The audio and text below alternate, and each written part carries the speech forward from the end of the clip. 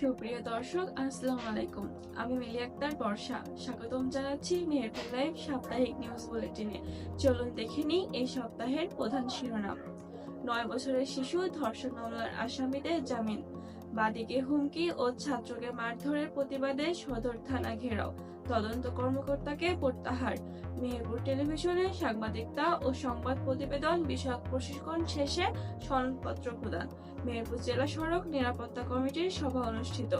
জাতীয় vitamin A plus campaign উপলক্ষে মেহেরপুর সাংবাদিক সম্মেলন। এনআইডি পরিষেবা নতুন কমিশনে স্থানান্তরের পরিকল্পনার প্রতিবাদে মেহেরপুরে মানববন্ধন। মোবাইল কোর্টে অবৈধ ইটভাটা 4 লক্ষ টাকা জরিমানা। মেহেরপুরের নতুন সিভিল সার্জন হিসেবে যোগ দিলেন ডক্টর এ.কে.এম. আবু সাইদ। টাঙ্গাইলের মাদ্রাসা শিক্ষার্থী ধর্ষণ মামলায় মেহেরপুরে অভিযান, সন্দেহভাজন আসামি গ্রেপ্তার। ভোক্তা অধিকার সংরক্ষণ অধিদপ্তরের অভিযানে 30,000 টাকা জরিমানা। গাংনীতে 3টি অবৈধ ইটভাটা বন্ধ, 6 লাখ টাকা জরিমানা। সরকারি জাকাত ফান্ডে জাকাত প্রদানের গুরুত্ব নিয়ে মেহেরপুরে সেমিনার। ইটভাটায় টাস্কফোর্সকে অভিযানে 9 লাখ টাকা জরিমানা। গাংনীতে বিএনপি 2 গ্রুপের সংঘর্ষে অন্তত 20 জন আহত। ধর্ষকের সর্বোচ্চ শাস্তির দাবিতে মেহেরপুরে মানববন্ধন। মেহেরপুরে একে মোটরসের উদ্যোগে ইফতার মাহফিল। গাংনীতে ইটভাটায় 2 লাখ টাকা জরিমানা। আন্তর্জাতিক নারী দিবসে মেহেরপুরে আলোচনা সভা অনুষ্ঠিত। বিস্তারিত প্রতিবেদন। মেহেরপুরে 9 বছরের শিশু ধর্ষণ মামলার আসামির জামিন, হুমকি ও ছাত্রকে মারধরের প্রতিবাদে সদর থানা ঘেরাও, তদন্ত কর্মকর্তাকে প্রত্যাহার। মেহেরপুরের আলোচিত 9 বছরের শিশু ধর্ষণ মামলার আসামি জামিনে মুক্তি পাওয়ার পর ভুক্তভোগী পরিবার ও স্থানীয় ছাত্রদের উপর হুমকি ও হামলার অভিযোগ উঠেছে। এতে এলাকাবাসীর মধ্যে ক্ষোভ সৃষ্টি হয় এবং তারা সদর থানা বিক্ষোভ করে। পরে তদন্ত কর্মকর্তাকে প্রত্যাহার করা হয়েছে। মেহেরপুর টেলিভিশনে সাংবাদিকতা ও সংবাদ প্রতিবেদন প্রশিক্ষণ শেষে সনদপত্র প্রদান। সাংবাদিকতা ও সংবাদ প্রতিবেদন তৈরির দক্ষতা বাড়াতে মেহেরপুরে বিশেষ প্রশিক্ষণের আয়োজন করা হয়। এতে অংশগ্রহণকারীদের হাতে তুলে দেওয়া হয় সনদপত্র। মেহেরপুর জেলা সড়ক নিরাপত্তা কমিটির সভা অনুষ্ঠিত। সড়ক দুর্ঘটনা কমাতে ও নিরাপত্তা নিশ্চিত করতে জেলা সড়ক নিরাপত্তা কমিটির এক জরুরি সভা অনুষ্ঠিত হয়েছে।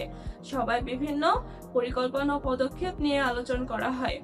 জাতীয় ভিটামিন এ প্লাস ক্যাম্পেইন উপলক্ষে মেহেরপুরে সাংবাদিক সম্মেলনে শিশুদের পুষ্টি ও স্বাস্থ্য সুরক্ষায় জাতীয় ভিটামিন এ প্লাস ক্যাম্পেইন সামনে রেখে এনআইডি পরিষেবা নতুন কমিশনের স্থানান্তরের পরিকল্পনার বিরুদ্ধে মেহেরপুরে মানববন্ধন। জাতীয় পরিচয়পত্র সেবা নির্বাচন কমিশন থেকে অন্য সংস্থায় স্থানান্তরের প্রস্তাবের বিরুদ্ধে মেহেরপুরে মানববন্ধন অনুষ্ঠিত হয়েছে।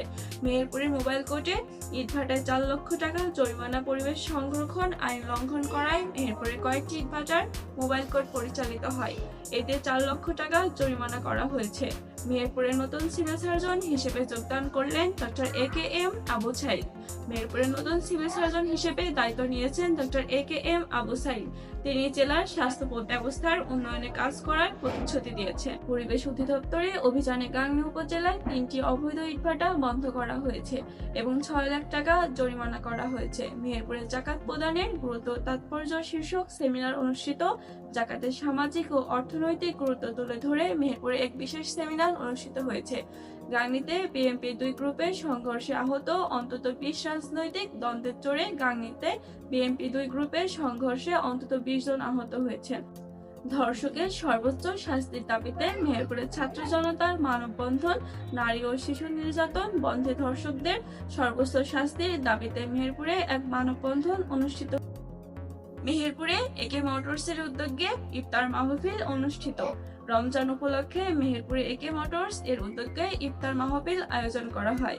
প্রিয় দর্শক, এই ছিল আজকে মেহেরপুর লাইভের সাপ্তাহিক নিউজ বুলেটিন। আপনার এলাকায় যে কোনো গুরুত্বপূর্ণ খবর আমাদের জানান। আমাদের ইউটিউব চ্যানেল, ফেসবুক পেজে যুক্ত থাকুন।